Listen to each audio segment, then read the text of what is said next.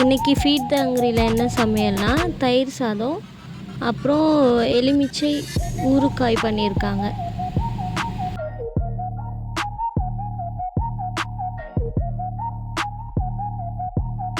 இந்த ஊழியத்தில் எங்கள் கூட சேர்ந்து பங்கு பெறணும் அப்படின்னு ஆசைப்பட்டிங்கன்னா எங்களுக்காக ஜெபிக்கலாம். அப்படி இல்லைன்னா கிச்சனில் சமைச்சிட்ருப்பாங்க, காய்கறி கட் பண்ணிகிட்ருப்பாங்க, அதுக்கு உதவி செய்யணும் அப்படின்னு ஆசைப்பட்டிங்கன்னா எங்களுக்கு உதவி செய்யலாம்.